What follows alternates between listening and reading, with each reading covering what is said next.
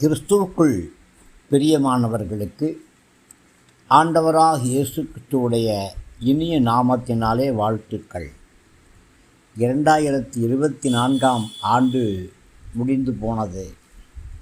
2025 ஆண்டிலே நாம் பிரவேசிக்கிறோம். இந்த ஆண்டின் முதல் நாளிலே ஆண்டவராகிய கர்த்தர் நமக்கு சொல்லக்கூடிய வார்த்தை, நீங்கள் இழந்து போனதை உங்களுக்கு திரும்ப அளிப்பேன் என்று சொல்கிறார். பிரியமானவர்களே, ஒருவேளை கர்த்தருக்கு விரோதமாக பாவம் செய்து கர்த்தர் நம்மை எச்சரித்தும் நம்முடைய பாவங்களுக்கு மனம் திரும்பாமல் துணிகரமான பாவங்களில் எத்திருப்போமானால் கர்த்தருடைய கோபமும் அவருடைய ஆக்கினை தீர்ப்பும் கடந்து வரும். அதன் நிமித்தமாக நெருக்கங்கள், வேதனைகள், இழப்புகள். ஆனாலும் கூட இந்த புதிய ஆண்டிலே ஆண்டவராகிய கர்த்தர் தன்னுடைய கிருபையினாலும் இரக்கத்தினாலும் மறுபடியும் உங்களை ஆசீர்வதிக்கும்படியாக விரும்புகிறார்.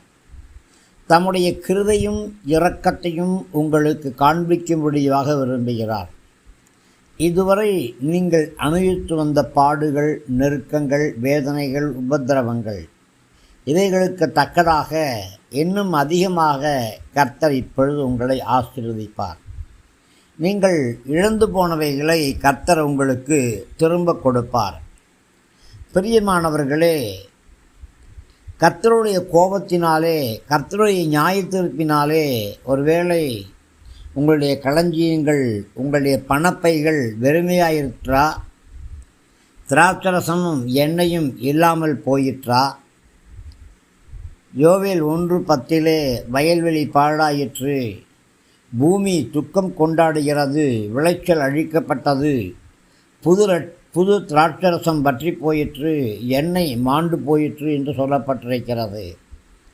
யோவேல் 1:17 விதையானது மண்கட்டிகளின் கீழ் மக்கி போயிற்று, பயிர் தீர்ந்து போனபடியினால் பண்டகசாலைகள் பாழாய் களஞ்சியங்கள் இடிந்து போயின என்று சொல்லப்பட்டிருக்கிறது. ஆனாலும் ஆண்டவராகிய கர்த்தர் மீண்டுமாய் நீங்கள் இழந்து போன இந்த ஆசீர்வாதங்களை இந்த ஆண்டிலே திரும்ப கொடுக்கும்படியாக விரும்புகிறார்.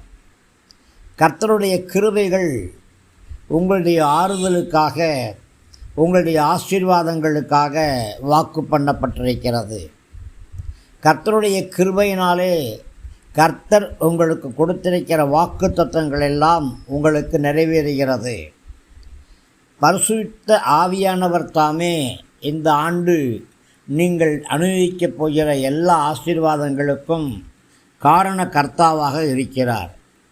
கர்த்தரே உங்களுக்கு ஆசீர்வாதத்தை சொல்லுகிறார். இந்த ஆசீர்வாதத்தை கர்த்தரே உங்களுக்கு சித்திக்க பண்ணுவார்.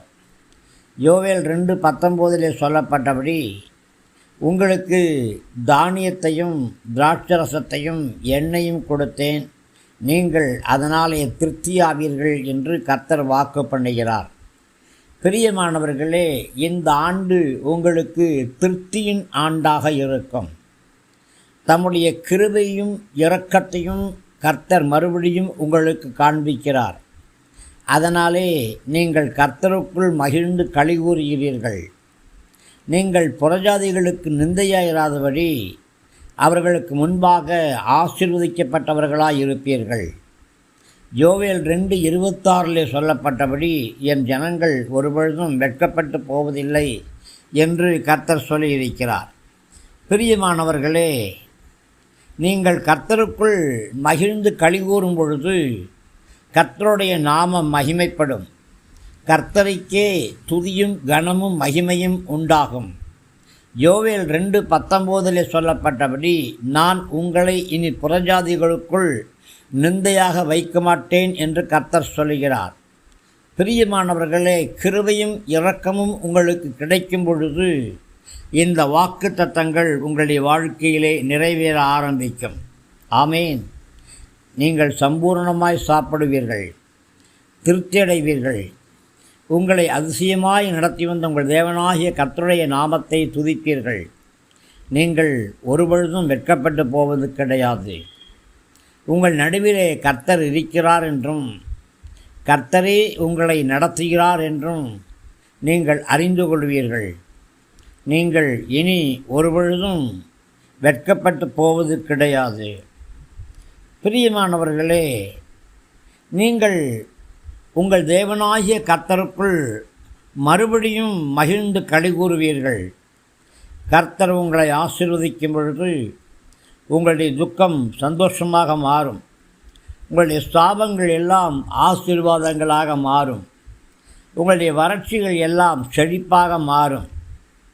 உங்களுடைய சந்தோஷம் தானியத்தின் நிறைவினாலா, திராட்சரசத்தின் பெருக்கத்தினாலா? இல்லை இல்லை. கர்த்தர் உங்கள் மேல் வைத்த கிருபை, கர்த்தர் உங்களுக்கு காண்பிக்கிற இரக்கம், கர்த்தர் உங்களுக்கு கொடுக்கிற ஆசீர்வாதம், இவைகளாலேயே உங்களுக்கு மெய்யான சந்தோஷம் உண்டாகும். இவைகளையெல்லாம் கர்த்தருடைய கரமே எங்களுக்கு கொடுக்கிறது என்று சொல்லி நீங்கள் கர்த்தருடைய நாமத்தை மகிமைப்படுத்துவீர்கள். அறுவடை நாளின் சந்தோஷத்தைப் போல, பண்டிகை நாட்களின் மகிழ்ச்சியைப் போல நீங்கள் மகிழ்ந்து களிகூறுவீர்கள். கர்த்தருக்குள் மகிழ்ந்து களிகூறுவீர்கள்.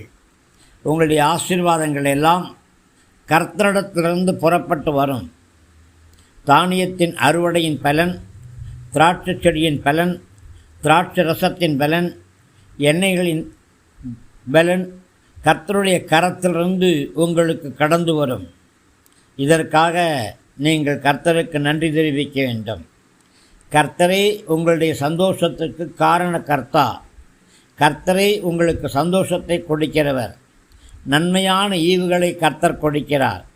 கர்த்தரை நம்புகிற உங்களுக்கு கர்த்தரே சந்தோஷமாக இருக்கிறார். அவரே உங்களுக்கு நன்மையாக இருக்கிறார். இந்த ஆண்டு முழுவதும் உங்களுக்கு சந்தோஷத்தின் ஆண்டாக, நன்மையின் ஆண்டாக, மகிழ்ச்சியின் ஆண்டாக, தேவ ஆசீர்வாதங்களின் ஆண்டாக, தேவனுடைய கிருபையின் ஆண்டாக இருக்கும். கர்த்தர்தாமே உங்களை ஆசீர்வதிப்பாராக. ஆமேன் ஆமேன்.